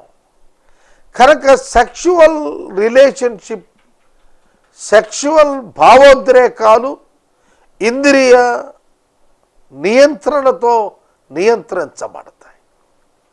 కాబట్టి ఈ ఇంద్రియములు కృషించాయి అంటే there will be no more sexual life in my resurrection అనేది యోబు ఎప్పుడో చెప్పాడు. కాబట్టి ఇక్కడ కూడాను ఎవరు పునరుద్ధానంలో పెళ్లి చేసుకోరు, పెళ్లికి ఇవ్వబడరు, పరలోకమందున దూతల వలె ఉంటారు. అంటే వితౌట్ సెక్షువల్ రిలేషన్షిప్ వారు ఇలా ఉంటారు. ఆ భావోద్రేకాలు తొలగిపోతాయి. సిన్ఫుల్ నేచర్ మీరు జాగ్రత్తగా గమనించాలి. Sinful nature will be removed from the body, from the resurrected body. ఆ రిజరెక్టెడ్ బాడీ నుండి, ఆ రిజరెక్టెడ్ బాడీలో మొట్టమొదటి శరీరంలో ఉన్నట్లుగా కామ, క్రోధ, మదమాశ్చర్యాల యొక్క ఛాయ ఉండదు. ఆ ఛాయ ఉండదు. ఆదాము భావోద్రేకాలు కలిగే ఉన్నాడు. ఎప్పుడు? పాపం చేయకముందు సైతం. జాగ్రత్తగానండి, పాపము చేయకముందు సైతం ఆదాము భావోద్రేకాలు కలిగి ఉన్నాడు. వారు ఏక శరీరులు అయ్యారు. అప్పటికింక పాపం చేయలే ఆదాము హవ్వలు. కానీ అప్పుడు పర్పస్ ఏమిటంటే, మొదటి అధ్యాయంలోనే ఆదాము హవ్వలను నిర్మించిన వెంటనే ఆదికాండంలో 1:27లో ప్రభువు చెప్పాడు, మీరు భూమిని నిండించాలి. అందుకు ఆ భావోద్రేకాలు అవసరమయ్యాయి. అది పాపం చేసినప్పుడు మిస్ఫైర్ అయ్యి పాపం విస్తరిస్తూ వచ్చింది తప్ప, ఆ భావోద్రేకాల వలన వారు సంతానం ఉత్పత్తి వైపు అడుగులేశారు. ఇక పునరుద్ధానంలో సంతానం కలగాల్సిన అవసరం ఏముంది? పునరుద్ధానంలో ఇక సంతానంతో అవసరం లేదు. సంఖ్యాపరంగా పరలోక రాజ్యానికి నియమించబడిన వాళ్ళు వచ్చేసినప్పుడు ఇక మళ్ళా అక్కడ సంతానం అవసరం లేదు. కనుక 1000 సంవత్సరాల పాలనలో భూమి మీద నరులుగా జీవించి ఉండి పాల్గొన్న వారికి సంతానోత్పత్తి ఉన్నది, కానీ పునరుద్ధారణలై వచ్చిన వారికి సంతానోత్పత్తి లేదు. నూతనాకాశం, నూతన భూమి మీదకి షిఫ్ట్ అయిన తర్వాత ఇక ఎవరికీ సంతానంతో పని లేదు. అంతా దేవదూతల వలె ఉండి, సెక్షువల్ రిలేషన్షిప్ లేకుండా ఉండి ప్రభువుని స్తుతిస్తూ ఉంటాం, ఆయనతో కలిసి నివసిస్తాం. కనుక ఈ యొక్క కాన్సెప్ట్ వాళ్లకు అర్థం కాల. స్క్రిప్చర్స్ ఎరుగలేదు వాళ్ళు, లేఖనాలు ఎరుగక వాళ్ళు మాట్లాడుతున్నారు. చూడండి, అబ్రహామును గురించి హెబ్రీ 11లో రాస్తున్నప్పుడు, అబ్రహాము దేవుడు నిర్మించిన పట్టణం కొరకు చూచాడు అన్నప్పుడు, పరలోక రాజ్యంలో తన ప్రవేశం కొరకు చూచిన వాడు అక్కడ కూడా మరలా శారా రావాలి, మళ్ళీ బిడ్డలు పుట్టాలని చూచాడు అనేది లేదు అక్కడ. కనుక ఈ శరీర సంబంధమైనటువంటి భావాలు ఇక పునరుద్ధానం తర్వాత అవసరం లేదు, వాటి యొక్క అవసరత లేదు. అందువలన ప్రభు చెబుతున్నాడు, వాడు పెళ్లికి ఇవ్వబడరు, పెళ్లి చేసుకోరు. కానీ చాలామంది ఇప్పుడు భూమి మీద ఉన్నటువంటి వారు, అత్యధికమైన వారు మరణము నుండి తిరిగి లేచిన తర్వాత కూడా స్వర్గంలో అందమైన స్త్రీల చేత తృప్తిపరచబడతారు సెక్షువల్గా అనే భావన భావిస్తున్నారు. అది అపోహ. ఈ భూమి మీద సౌఖ్యం అనుభవించటం, దాని యొక్క అంచులు చూడాలనుకున్న వాడికి, నీతిగా బ్రతికిన వాడికి పరలోకంలో కూడా దేవుడు స్త్రీలను ఇస్తాడు అనే భావన, అది wrong understanding as per the scriptures of the Bible యొక్క లేఖనాల ప్రకారం పునరుద్ధానములో ఎట్లుంటారంటే ప్రభువును పోలుంటారు. ప్రభువుకు సెక్షువల్ రిలేషన్షిప్ లేదు కదా, ప్రభువును పోలుంటారు వారు. ప్రభు ఎట్లా అయితే మహిమ శరీరంతో లేచి ఉన్నారో అలా మహిమ శరీరం ధరించుకుంటారు. అందే అంటాడు కదా భక్తుడు పేతురు గారు, ఈ గుడారం శిథిలమైపోతుంది అంటాడు. శిథిలమైపోతుంది గుడారం అంటే శరీరం పోతోంది. శిథిలమైన ఈ గుడారం మీద పరసంబంధమైన గుడారం నివాసం, అంటే ఇది గుడారం, టెంట్ అని చెప్పాడు, టెబర్నకల్ అన్నాడు. యేసయ్య శరీరాన్ని గురించి కూడా మాట్లాడుతున్నప్పుడు వాక్యము శరీరధారి అనే పదం, శరీరధారి అనే పదం టాబర్నకల్డ్. టాబర్నకల్డ్ అనే పదం ఇంగ్లీష్లో ఏన్షియంట్ ఇంగ్లీష్ ట్రాన్స్లేషన్స్లో దొరుకుతుంది మీకు. శరీరధారి అయి God the word became flesh అన్న మాట, ద వర్డ్ బికేమ్ ఫ్లెష్ అనే మాట గతంలో ఉన్న ట్రాన్స్లేషన్స్లో అండ్ జీసస్ టాబర్నకల్డ్ అని రాస్తుంది. ఆయన శరీరధారి అయ్యాడు అని రాస్తుంది. టాబర్నకల్డ్ అంటే it's like a tent, temporary. ఆ తర్వాత మహిమ శరీరంలోకి వచ్చేసాడు ప్రభువు కూడా, భౌతిక శరీరంలో. అట్లనే మనం కూడా మహిమ శరీరంలోనికి వచ్చేస్తాం. Which was called as the inheritance. కనుక నివాసంగా చెప్పబడింది అది. ఈ శరీరం ఎట్లా చెప్పబడినది? ఇది శిథిలమవుతున్న గుడారంగా చెప్పబడింది, టెంపరరీ డ్వెల్లింగ్ ప్లేస్ ఈ శరీరం. కానీ దీని మీదే, ఈ శరీరం మీదే మనం ధరించుకునేది పర్మనెంట్ డ్వెల్లింగ్ ప్లేస్, శాశ్వతంగా నివాసం ఉండే మహిమదేహంలోనికి మనం వస్తాం. కాబట్టి శాస్త్రుల పరిచయాలు చెబుతున్నాడు ఆయన, మీరు అర్థం చేసుకోండి, దేవదూతల వల్ల ఉంటారు. తర్వాత మృతుల పునరుద్ధానాన్ని గురించి మాట్లాడినప్పుడు, నేను అబ్రహాము దేవుడు, ఇస్సాకు దేవుడు, యాకోబు దేవుడు అన్నప్పుడు సజీవుల దేవుడు, మృతుల దేవుడు కాదు. అంటే ఈ మృతతుల్యమైన దేహాలకు సంబంధించిన దేవుడు కాదు, మహిమ దేహాలతో ప్రత్యక్షంగా పోయే సజీవులుగా ఉండబోతున్నటువంటి అబ్రహాము యొక్క దేవుడు. అబ్రహాము విశ్వాసం ఉంచినాడు, మరణమేమి? నిద్రయే. అబ్రహాము, ఇస్సాకు, యాకోబులు విశ్వాసము ద్వారా వారు దేవుని యొక్క బిడలైనారు. కనుక వారు మహిమదేహంతో వస్తారు. కనుక సజీవులకు దేవుడు ఆయన, మృతునందిన వారికి కాదు. ఈ మాటలు వారికి ఆశ్చర్యాన్ని కలిగించాయి. మార్వెల్డ్ అని రాసిందండి ఇంగ్లీష్లో. Astonished and marvelled. దిగ్భ్రాంతి చెందారు ఆ మాటలకి.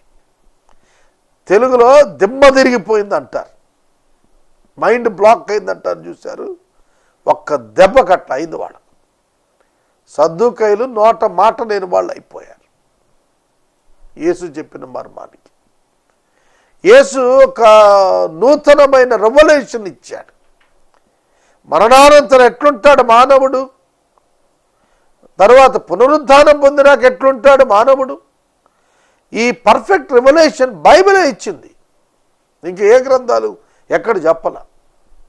కనుక యేసుక్రీస్తు ప్రభువు నందు తిరిగి లేచినటువంటి వారు, మృతునందు తిరిగి లేచిన వారు శరీర సంబంధమైన సంపర్కపు పరిస్థితులలో ఉండక స్వేచ్ఛగా ఉంటారు. మత్తయి సువార్త 22వ అధ్యాయం 34వ వచనం నుండి వాక్యాన్ని గమనించండి. యేసు సద్దూకయ్యుల నోరు మూపించెను అని పరిసయ్యులు విన్నారు. విని వారు ఒక గ్రూప్ ఆఫ్ పీపుల్గా కూడుకుని ఆయన యొద్దకు వచ్చారు. వచ్చి మాట్లాడిన మాటలు చెప్పే ముందు ఈ పరిసయ్యుల యొక్క కలయిక గురించి 2 మాటలు చెప్పాలి. సద్దూకయ్యులు పునరుద్ధానం లేదని నమ్మేవాళ్ళు, పరిసయ్యులు పునరుద్ధానం ఉందని నమ్మేవాళ్ళు. అపోస్తలుడైన పౌలు కూడా ఆయన సమాజం ఎదుటకు తీర్పు నిమిత్తం తీసుకుని రాబడినప్పుడు,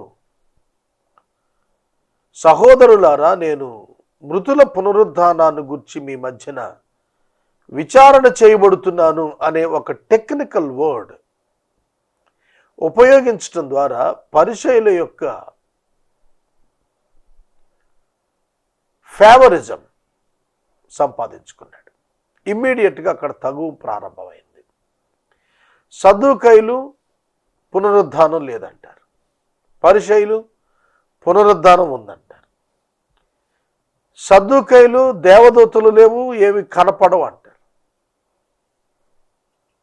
దేవుడు మాట్లాడంటారు. కానీ పరిసయ్యులు దేవదూతలు కనపడి ఉండొచ్చు అంటారు. కనుక ఈ ఆర్గ్యుమెంట్ ద్వారా బెనిఫిట్ పొందాడు అపోస్తులైన పౌలు ప్రజలు చీల్చేస్తారేమో అని ఆయన మళ్ళా లోపల తీసుకెళ్ళిపోయారు. ఎందుకు చెబుతున్నా అంటే వీరిద్దరు రైవలరీ గ్రూప్స్. ఈ రెండు గుంపులు యూదా గుంపులే, యూదులలోని ప్రజలే. కానీ వారి అభిప్రాయాలు ఎన్నడూ ఒకదానికొకటి సరిపడలేదు. ఈనాటి బోధక వర్గం కూడా ఆనాటి సద్దూకయులు పరిసయ్యుల వలె ఉన్నారు. నా ఐడెంటిఫికేషన్, నా పరిశీలనలో నేను మీ ముందు ఈ మాట వ్యాఖ్యానం ఉంచుతున్నాను.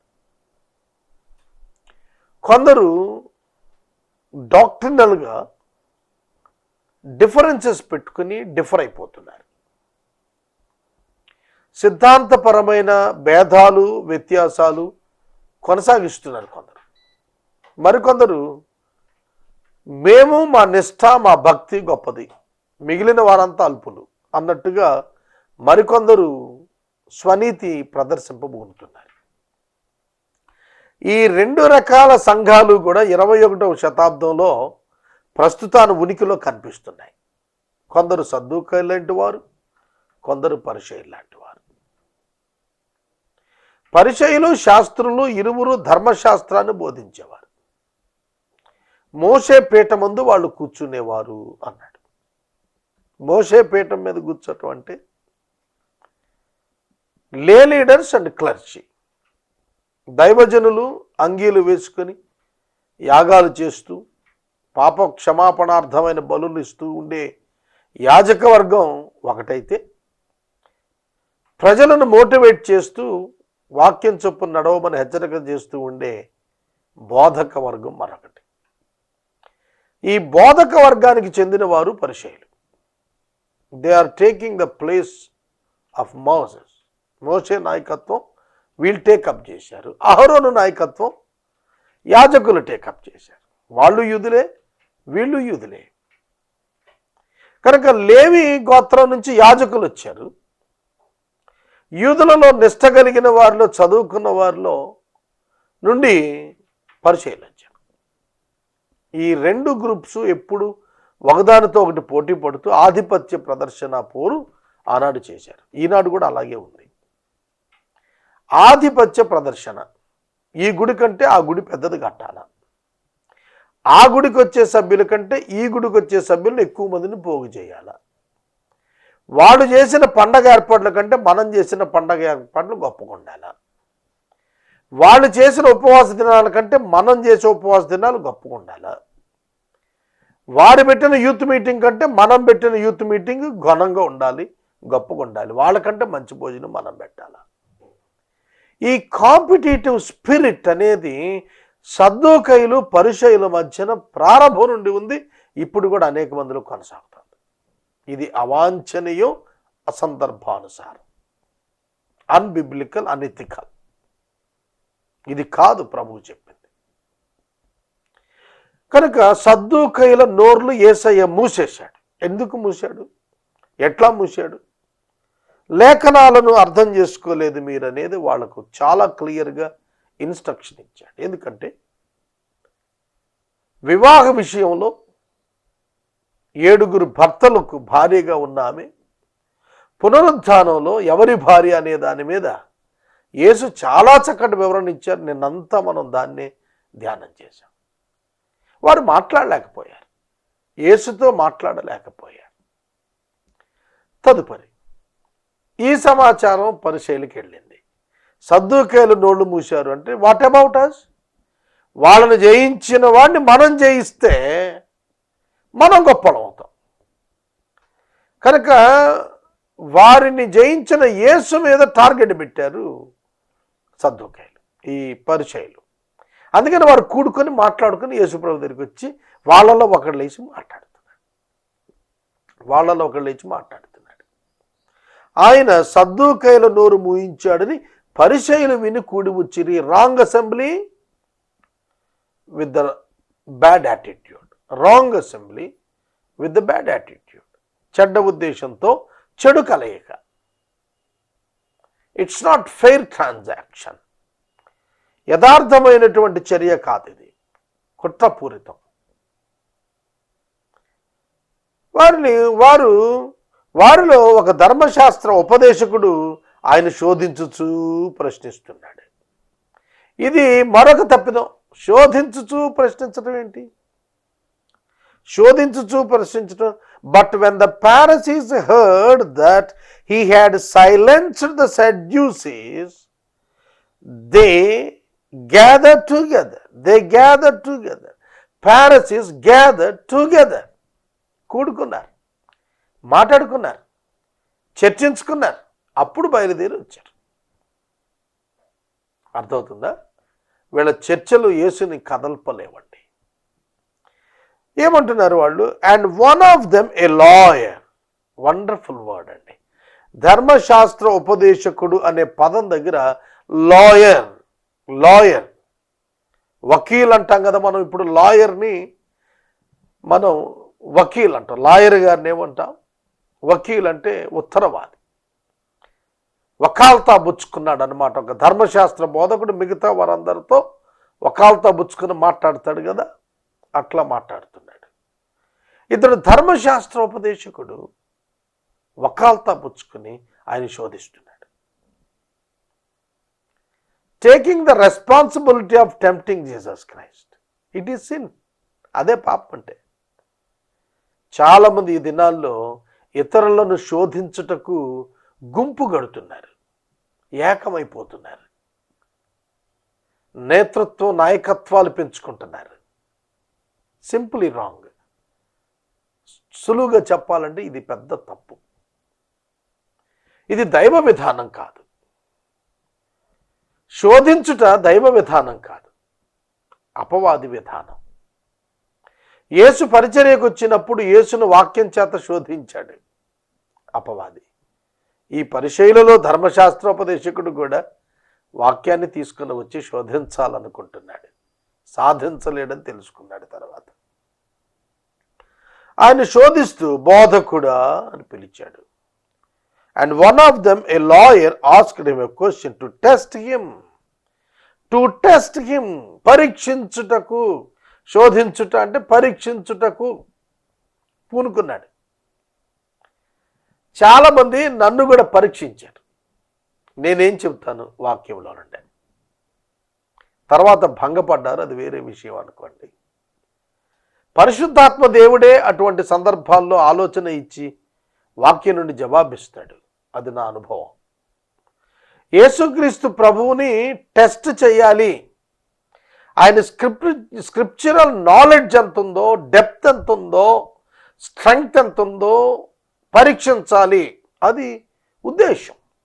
ఆ ఉద్దేశంతో ఆ ధర్మశాస్త్రోపదేశకుడు వచ్చి అంటున్నాడు, బోధకుడా, టీచర్, ధర్మశాస్త్రంలో ముఖ్యమైన ఆజ్ఞ ఏది అని అడిగాను.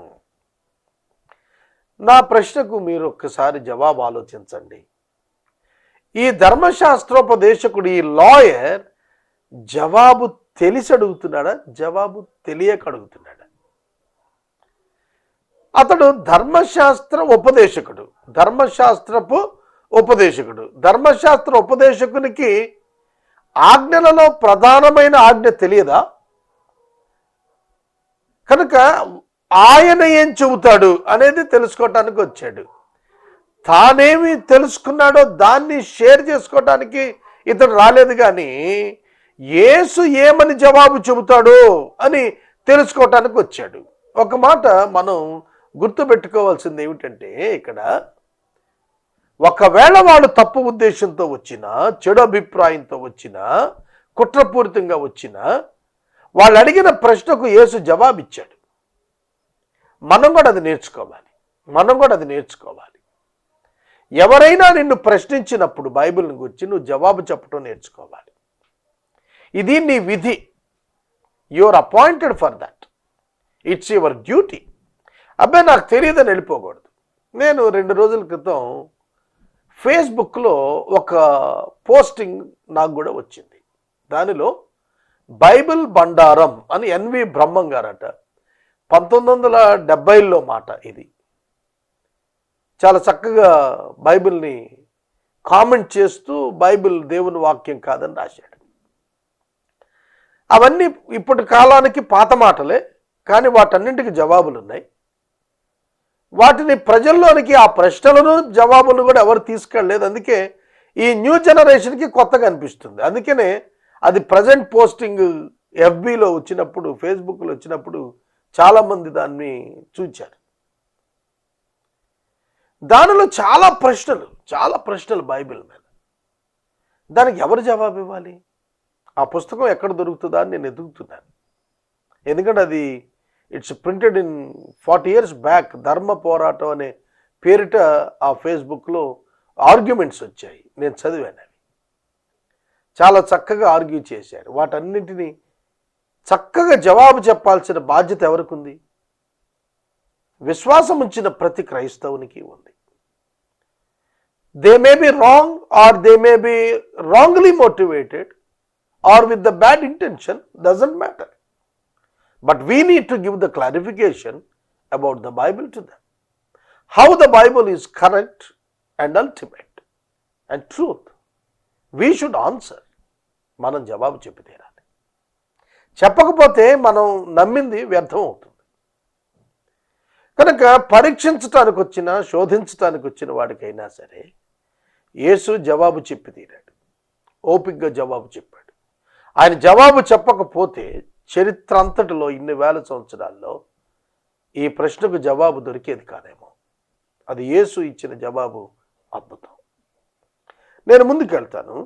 ధర్మశాస్త్రంలో ముఖ్యమైన ఆజ్ఞ ఏమిటి? 10 ఆజ్ఞలు ఉన్నాయి. 10 ముఖ్యమే. 10 ముఖ్యమేంటి? దాన్ని ఇంగ్లీష్ బైబిల్ చూద్దాం. Teacher, which is the great commandment in the law? Which is the great commandment in the law? ధర్మశాస్త్రంలో ఏది గొప్ప ఆజ్ఞ? చూడండి, యేసు చెప్పిన జవాబు ధర్మశాస్త్ర ఉపదేశ సారాన్ని చెప్పాడు. Essence and the principle of the law మాట్లాడుతున్నాడు. ధర్మశాస్త్రం యొక్క మేజర్ ప్రిన్సిపల్ మీద మాట్లాడాడు. కనుక 10 ఆజ్ఞల్లో ఇది ముఖ్యం కాదు అని అంటావా? అంటే 9 ఒక ఎత్తు, 1 ఒక ఎత్తు అంటారా? లేదే. కనుక దేవునికి మానవునికి మధ్య ఉన్నవి 4 ఆజ్ఞలైతే మానవునికి మధ్యన దేవుడు నియమించిన ఆజ్ఞలు 6 ఆజ్ఞలు నియమించాడు. ఈ 10 ఆజ్ఞలలో ఏది మీరినా కూడా మొత్తం మీరినట్టే. 10 విడివిడి ఆజ్ఞల్లో ఏ ఒక్క ఆజ్ఞ మీరినా, 9 పోషించుకున్నా, పనిచేసినా, ఏర్పరచుకున్నా, వాటి ప్రకారం నడిచినా కంప్లీట్ ధర్మశాస్త్రంలో తప్పిపోయినట్టే.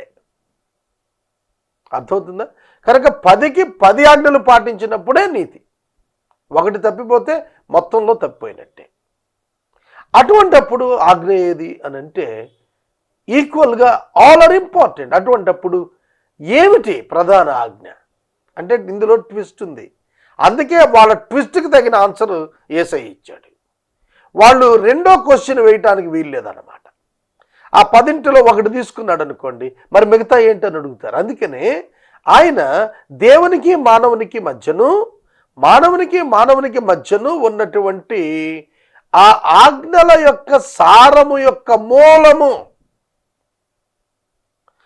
సోర్స్ గురించి మాట్లాడుతున్నాడు. ఆ ఆజ్ఞల యొక్క సారము, source of the essence of the లా, దాన్ని ఎత్తుకున్నాడు ఆయన. ఎందుకంటే హీఈస్ ద రియల్ టీచర్. ఆయన గొప్ప బోధకుడు.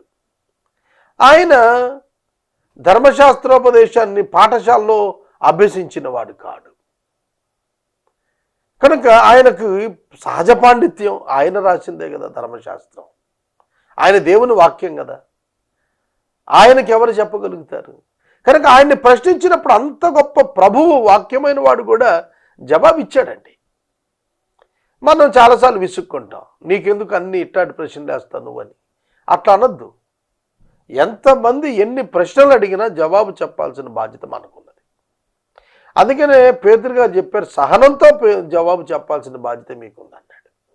అవును, యేసు ఇక జవాబు పూనుకున్నాడు. అందుకు ఆయన నీ పూర్ణ హృదయముతోను, నీ పూర్ణ ఆత్మతోను, నీ పూర్ణ మనసుతోను నీ దేవుడే నీ ప్రభువును ప్రేమించవలను అనున్నది ఇది ముఖ్యమైనదియు మొదటి ఆజ్ఞ అయి ఉన్నది. నిన్ను వలె నీ పొరుగు వాని ప్రేమింపవలను అనున్నది రెండవ ఆజ్ఞయు దాని వంటిదే. ఈక్వల్ ఇంపార్టెంట్, దాని వంటిదే. ఇంగ్లీష్లో చదువుతాను. And Jesus said to him, you shall love the Lord your God with all your heart and with all your soul and with all your mind. Heart, soul and mind. Heart, soul and mind. అదే చెప్తారు, హృదయముతో, ఆత్మతో, మనసుతో పూర్ణముగా నీవు నీ ప్రభువును ప్రేమించవలెను, సేవించవలెను. ఇది మొదటి ఆజ్ఞ అయితే, నిన్ను వలె నీ పొరుగు వాడిని ప్రేమించవలెను అనేది రెండవ ఆజ్ఞయు మరియు మొదటి దాని వంటిదే. అంటే ఇట్ ఈస్ ఈక్వల్లీ ఇంపార్టెంట్. రెండు చెప్పేశాడు ఒక్క మాటలో. ధర్మశాస్త్రం అంతటిని 2 వచనాల్లో అరటిపండు ఒలిచి నోట్లో పెట్టినంతటి సులువుగా జవాబు చెప్పేశాడు. ఏమిటంటే ఈ 2 ఆజ్ఞలు ప్రధానమైనవి, 2 ఒక్కటే.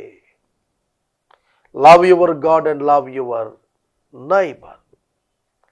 If you love your neighbour, it means you are loving your God. నీ పొరుగువాన్ని నువ్వు ప్రేమిస్తుంటే అర్థం ఏంటంటే ఆ పొరుగువాని దేవుణ్ణి ప్రేమిస్తున్నావు. సింపుల్. యోహాను ఈ మాటను ఖరారు చేసి మరి మాట్లాడాడు. కనిపిస్తున్న సోదరుని ప్రేమించని వాడు కనిపించని దేవుణ్ణి ఏం ప్రేమిస్తాడు అన్నాడు. కనుక సహోదరుని ప్రేమిస్తున్నవాడు దేవుని వాక్య ప్రకారం ప్రేమిస్తున్నవాడు దేవుణ్ణి ప్రేమిస్తున్నాడు.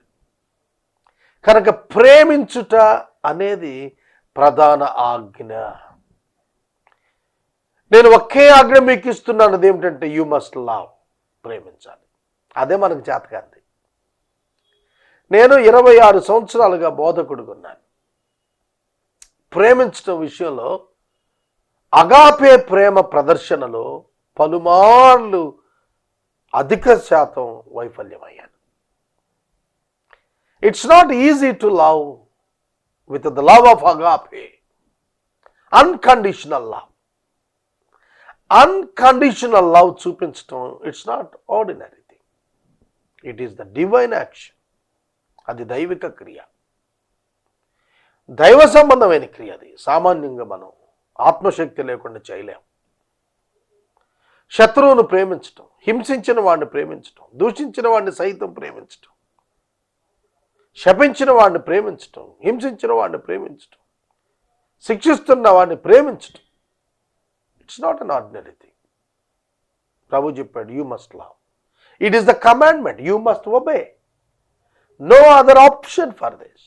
ఇతర వ్యత్యాసములు లేవు. Everyone must follow, everyone must implement, accept. ప్రతి ఒక్కళ్ళు పాటించాల్సిందే, అంగీకరించాల్సిందే. నో అదర్ ఫోర్ గాడ్, మరొక విధానం లేనే లేదు. Love your God with all your mind, soul and spirit. Love your neighbour as you love yourself. నిన్ను నువ్వు ప్రేమించుకుంటున్నావే పరిపూర్ణ హృదయంతో, మనసుతో, వివేకంతో నిన్ను ప్రేమించుకుంటావే, అలా ఇతరులను కూడా ప్రేమించాలి. Unconditional love, unconditional love. షరతులు లేని అగాపే ప్రేమ చేత ప్రేమించమనేది ఉన్నదే.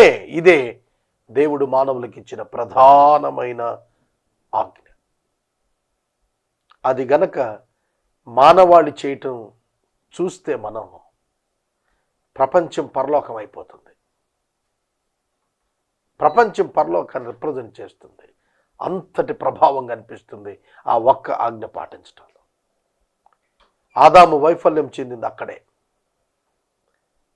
తన దేవుణ్ణి ప్రేమించలేకపోయాడు, హవ్వను ప్రేమించలేకపోయాడు.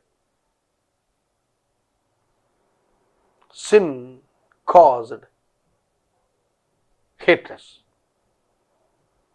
తిరస్కారాన్ని తీసుకొచ్చింది పాపం. ప్రభువు ఇచ్చిన రక్షణ తిరిగి ప్రేమను క్రమరిస్తుంది.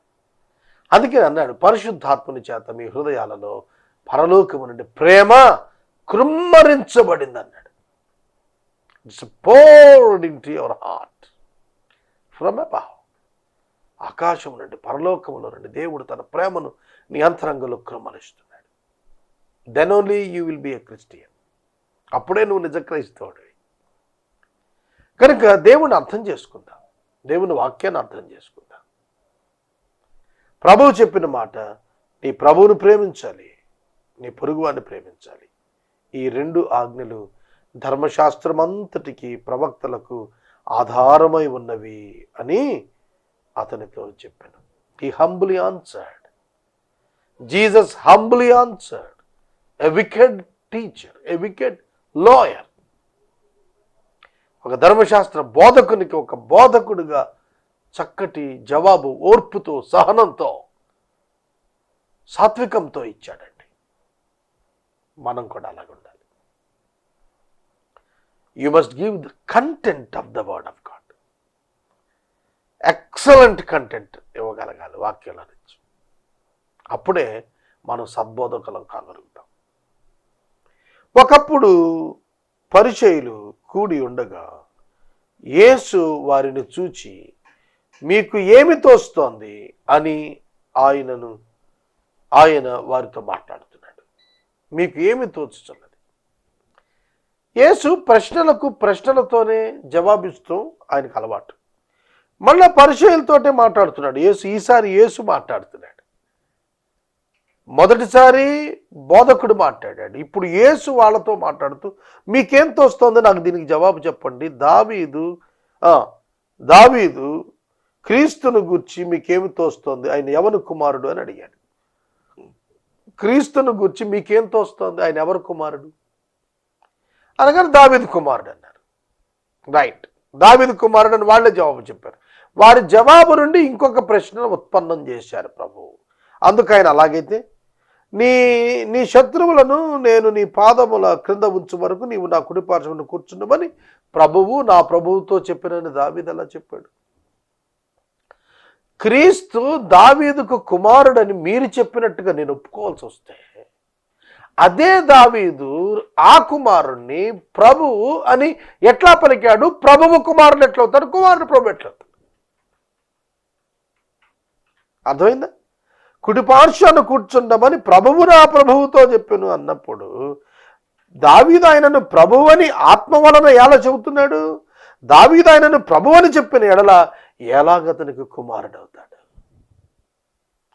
దావీదు యేసును, క్రీస్తును తన ప్రభువు అని డిక్లేర్ చేస్తే దావీదుకు ఆయన కుమారుడు ఎట్లా అవుతాడు?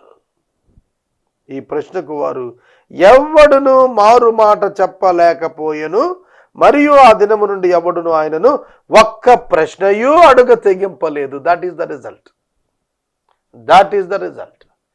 ఆ దినము నుండి ఎవ్వడు ఆయనను ప్రశ్న వేయటానికి సాహసం చేయలా.